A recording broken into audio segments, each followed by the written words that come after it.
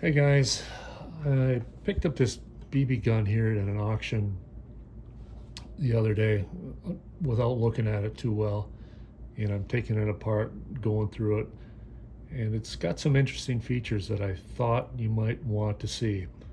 If you're someone like me who likes to dabble in these guns and take them apart, see how they work, this one's a little interesting, and I'll tell you why. Most of the traditional daisies that you're aware of, the old ones anyways, are a bottle cap gun where this shot tube slides into the barrel, and at some point in the barrel there's this abutment washer, slides down, it's locked in with a couple of tabs, and then as you screw in the bottle cap, this is what retains it, and there's an abutment washer on this side that creates the seal. On the newer daisies, Red Riders that you buy nowadays, you've got a system like this, where instead of the abutment washer, this replaces it. This is your new abutment seal. This slides up through the receiver, locks into place, somewhere about there. And then you have your end cap that is on the end of the barrel, and your plunger assembly slides up into here, and that's what will propel the BB out. The thing about this gun, it was created, this is 75 to 77, and it's different because when Daisy first started going to the safeties, in order to do that, to get to that system, to get from here to here, they had to go through some iterations, and I found one of them today. And that is, here's our plunger assembly. It's standard, what you would see in just about any of the old guns that use an air tube spring. The felt washer's been removed. But instead of the abutment washer, new style or old style, we have something completely different. This is what was in there in this gun.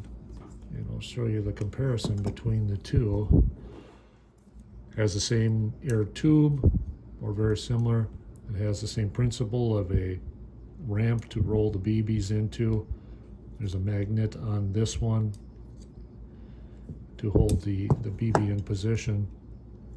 But as I took it apart, this comes off the end, and you see threads that would be that 7/16 thread, just like our standard bottle cap. Now, in full disclosure, I've taken off a couple of other pieces to get there. There's a little washer that goes, first thing that this collar goes on, then this slides on, but you can continue to pop it apart. See this nub down there locks into that air tube. But like that, then the cap goes on over. I'm not going to push it on all the way because it was peened, and I'll do that when I put it back together. And then this screws on, and this is our abutment, what is inside the gun, somewhere along that location. So that was an interesting thing I observed today. So kind of wonder how history gets us to where we are. This is just one iteration.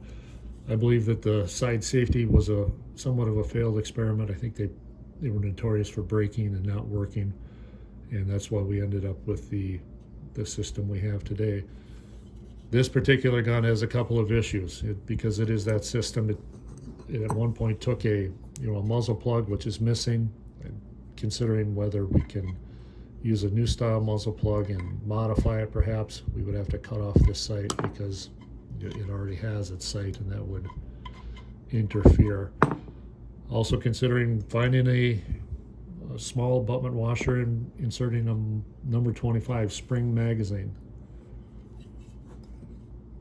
One other thing you'll see is the forearm is missing the locking tabs to hold it on. So we're experiencing droop. We had the black tape barrel band on this gun. Not sure what we'll do there. Another interesting thing about this gun is it has the trigger assembly is a little bit different. It has, you can see the stock has two springs. One's for the sear and one is for the return spring, and that's all part of that safety mechanism. So it all functions together. But that's what I wanted to let you take a look at. Hopefully you found this interesting. If you like to tear these guns apart like I do, understand how they work and how to put them back together. If you got any ideas on how to fix any of these problems I described or how to move forward with the muzzle, feel free to let me know down below. Thanks for watching.